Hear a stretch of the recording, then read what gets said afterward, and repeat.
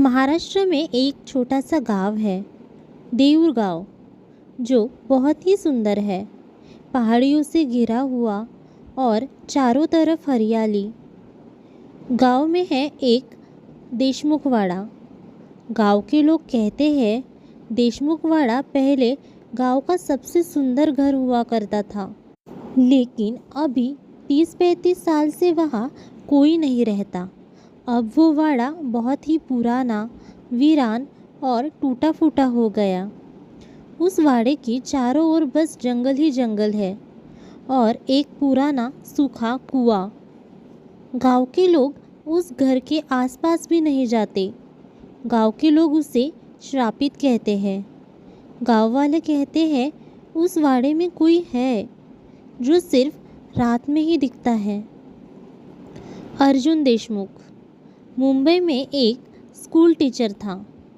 रोज़ की टेंशन और मुंबई जैसे शहर में भागदौड़ी से परेशान था। इसलिए उसने तय किया कि क्यों ना वो अपने पुश्तैनी गांव देऊर में जाए और कुछ समय वहाँ शांति से रहे।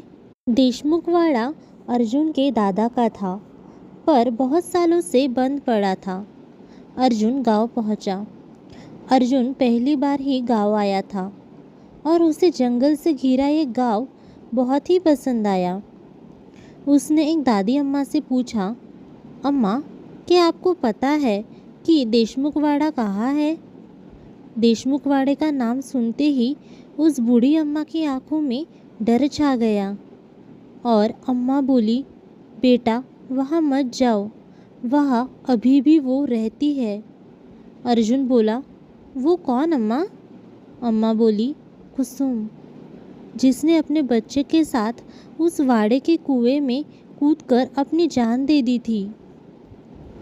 अर्जुन ज़ोर ज़ोर से हंसने लगा और कहा, अम्मा, मैं खुद एक टीचर हूँ, मैं इन सब बातों में नहीं मानता। और वो वाड़े की ओर चल पड़ा और वो वाड़े में पहुँच गया। उसे वो जंगल से घिरा हुआ वाड़ा बहुत पसंद आया। उसने वाड़े को अच्छी तरह से देखा और ऐसे ही रात हो गई।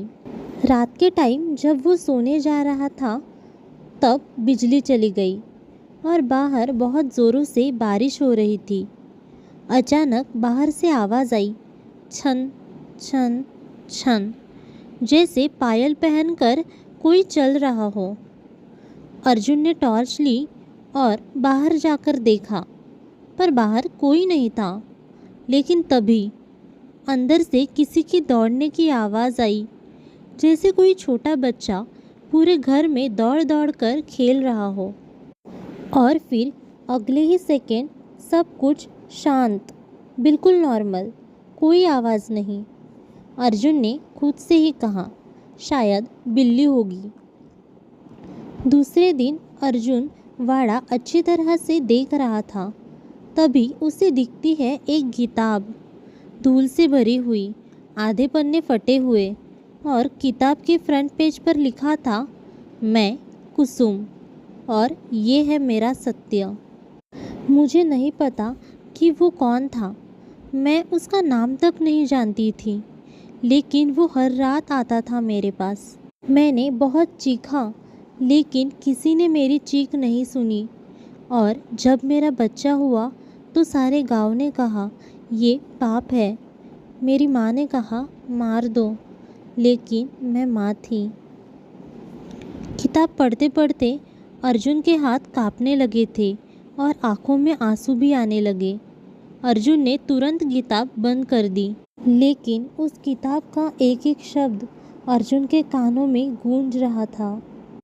वाड़े के पीछे एक सूखा कुआं था, जिसे अब गांव वाले बस काला गड्ढा कहते थे। अर्जुन को याद आया कि उस अम्मा ने भी कहा था, शायद वो ही कुआं होगा जिसमें कुसुम और उसके बेटे ने अपनी जान दे दी थी। अर्जुन उस कुएं के पास गया और कुएं में झांका, लेकिन बस अंधेरा ही अंधेरा था। लेकिन वापस मुड़ते ही उसे ऐसा लगा कि कोई उसके आसपास छोटा बच्चा हो और वो हंस रहा हो, बच्ची की हंसी सुनाई दी। अर्जुन को अभी डर लगने लगा था, लेकिन उसने खुद को समझाया कि ऐसा कुछ नहीं होता। उसने खुद से कहा, शायद मैं बहुत थक गया हूँ, इसलिए मुझे ऐसे भ्रम हो रहे हैं। दूसरे दिन अर्जुन ने सोचा कि क्यों ना गांव के स्कूल में पढ़ाया जाए, जिससे मेरा भी टाइम अच्छा कटेगा। और फिर वो स्कूल में पढ़ाने लगा। उसको पढ़ाते हुए कुछ 8-10 दिन हुए होंगे।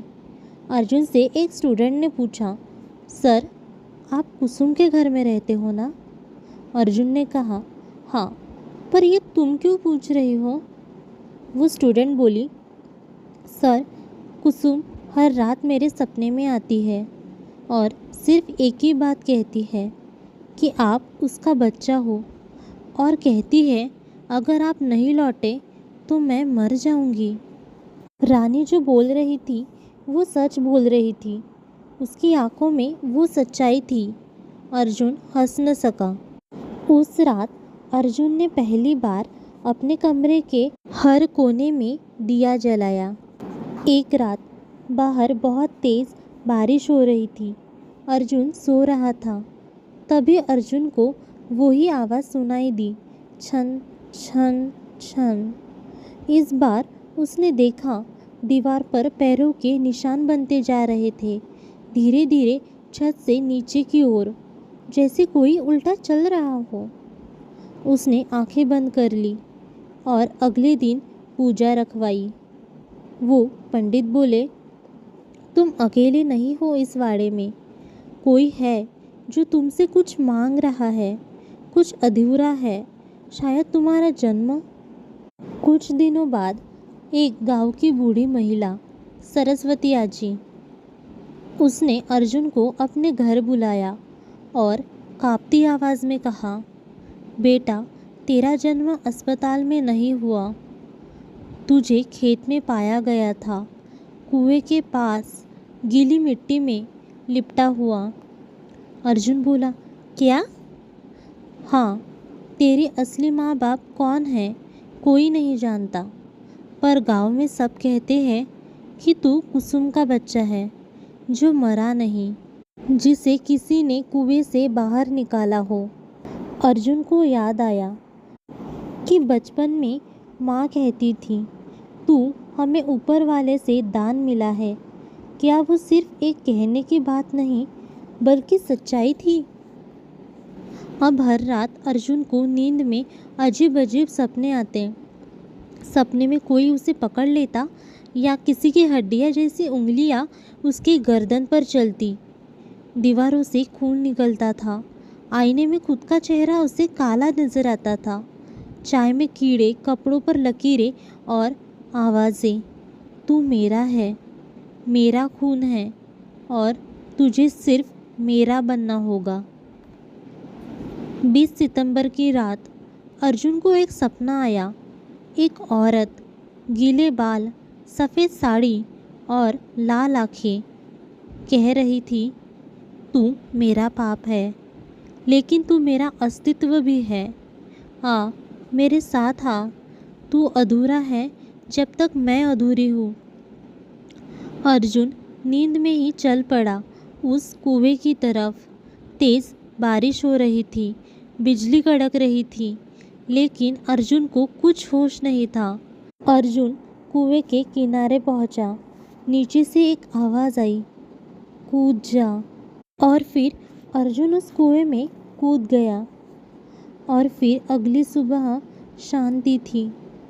गांव वालों ने देखा, कुएं के पास कीचड़ में 2 गहरे निशान थे, पैरों के और घसीटे जाने के, पर कुएं में किसी की लाश नहीं थी। अर्जुन कहाँ गया? क्या वो गायब हो गया? किसी को कुछ नहीं पता।